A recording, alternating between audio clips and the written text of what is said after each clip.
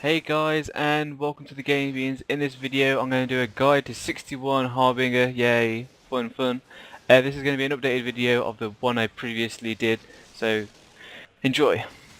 So first of all, let's start off with the specs, and there's going to be three different ones, and the first one is Pyro and Elementalist. At the moment, this is my current stats on the top left, and with this spec I gain an extra 8% more damage, 11% more crit, and I also gain 6% more crits on Fireball. I mainly use this spec for PvP, and at the moment I'm also using it for raids because I find at the moment it averages out to be more DPS than all the other ones, even though statistically wise it should not be that, but I'll tell you more about that in a minute. So the second subsoul variant is Chloromancer and Elementalist. Everyone normally uses this one. Statistically wise for me at my high level, this one should be better. I lose 8% more damage, lose 3.5% more crit, so in total I gain 7.5 crit, but I lose the crits on the fireballs, and I also gain 531 spell power, which is a lot more than 10% more spell power I normally gain from most things. So statistically wise, this one should be better, but currently, at the moment, it still doesn't. And lastly is the lock version of this, which is Chloromancer and Warlock. This one, instead of going for the burst damage from Elementalist and crit, so this time I only get 2% more crit, which is from the natural awareness, and so in total I get 2% crit, and I also gain the amount whatever. So then this time I'll go for the Warlock refreshing of Life Leech instead of 5% more crit and the hard hitting ability. This one's really good for leveling as well, and also at the moment it's still on par with all the other DPS ones. So the reason why I say this, all these specs are pretty much the same, because in testing there's so much Proc RNG and crit RNG that they all pretty much end up being the same amount of DPS overall testing on the dummies. So technically so all you need to do is go test all these specs out. The Pyro one should be better for people with lower stats, I believe, due to the stats that the natural awareness buff shouldn't be much of a bonus for you, and everyone with high stats, the Chloro variant should be better due to the boost of the intelligence theoretically, but at the moment, because there's so much crit RNG and so much Proc RNG, that at the moment it doesn't really matter at all. But I go test them out, they're all pretty much cool, all of them pretty much the same, and test them out, choose which you like the best, and pretty much yeah. So as always with these specs, you need macros, and these are the macros. So we need a single target one. It has loads of extra abilities in there, because depending on what spec you are, what variants you are in, normally I just use the same one, so I'll put them in it, or I'll put all these macros in the description below. You can pause it here if you want to look at it, but they're all in the description below. So a few things just before we go into the start and rotation. Just make sure that Blazing Light, that's a dot on the boss, and to refresh this you need to use Lucent Slash because it does more damage. It uses 1 globe per second cooldown instead of 1.5 seconds, which Blazing Light does, and that always needs to be on. That needs to be one of your top priorities. Also there's Piercing Beam, which is the debuff which always needs to stay on the boss. It lasts for 30 seconds. So on every single Harbinger hybrid or Harbinger spec, those two will always be in every single one. But for 61 Harbinger there's an extra one, which is the debuff called Rending Slash. That needs to be 3 stacks, and you gain 9% more damage, and that's a must. And that's one last thing, make sure that you have excellent bottles of spell crits, because these give you about 9.5% more crits, and use them when you got the Angel or Empyrean Ascension, and it means you're going to be doing a lot more, hopefully, crits in that, which means more damage, hopefully. So all good there.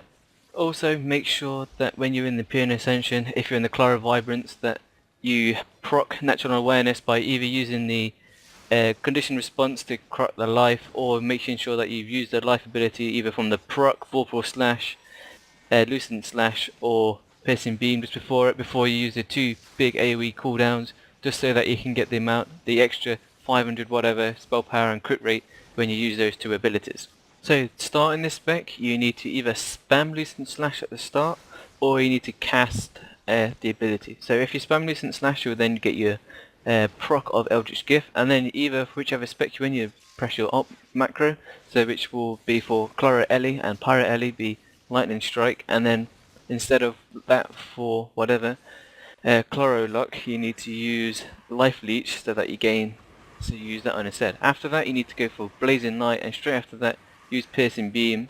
Spam the normal macro for 4 times pretty much. So what you say, you need to use the Storm Fury and then press it 3 times so you get the Rending Slash off 3 times, so you get 3 stacks of that. But if you get any procs in between, use them, and then go straight into the Empyrean Ascension, which you'll by then have Flaring Power, which then I'm just going to show you right now. So here we are in a raid in the Twins on Infinity Gate. So I start spamming my slash at the start so I can get the Eldritch Gifts, and as we go to a pool, remember that you can precast it yourself instead, but I decided to go for fun. So go in with the Lightning Strike, going for the Dot Blazing Light, put them Piercing Beam. I get the proc as well, and I get Storm Fury. So 1, 2, 3 springs, and then I do an extra Storm Fury because it's quite late. I also get Flaring Power at the same time, and then put my crit pot, but this time I'm saving my AoEs just so that in a second I'll be getting the boss will be doing the entire snare, which is a casing, so I can use my AoEs in there, get them both to tick twice so that it pretty much gets rid of it in 2 hits, and as we keep on going for the damage on the boss. Now we're just keeping all 3 debuffs up while just making sure that I use every other ability and make sure that procs are used pretty much straight away. So then I had to use a interrupt there, and I got my Tempest Winds going off, and I see as I use Phantom Blaze to run away while attacking the boss thing there, and I can still then go straight into the death guy, add in the Blazing Knight, and not having to lose any disconnect there damage wise. The only disconnects that I lose is pretty much putting back all my debuffs. So as I go here, I put on my gain mana and I start spamming AoE because the things spawn. I don't manage to switch to the Reaper's Blade to get the extra 10% more damage, but I do manage to use the Lightning Blade instead. I didn't. So remember that you use Luminous Blade to switch to AoE damage, which is always important to know. So last but not least is Tempest Winds. Normally you would use this when Storm Fury is off cooldown and Vorpal Slash is on cooldown after a proc, so that you don't waste any Storm Furies and procs.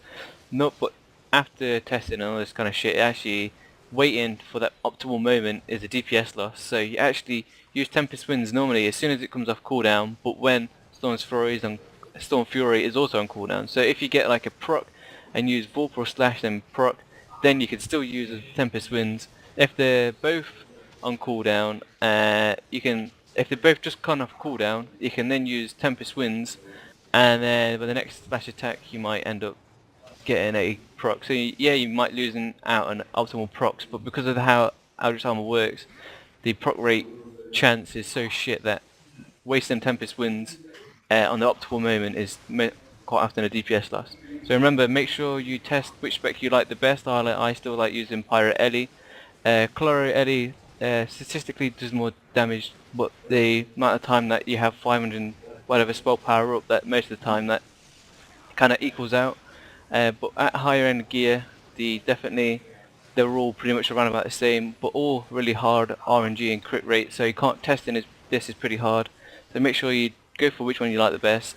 And cheers for watching, guys. See you later.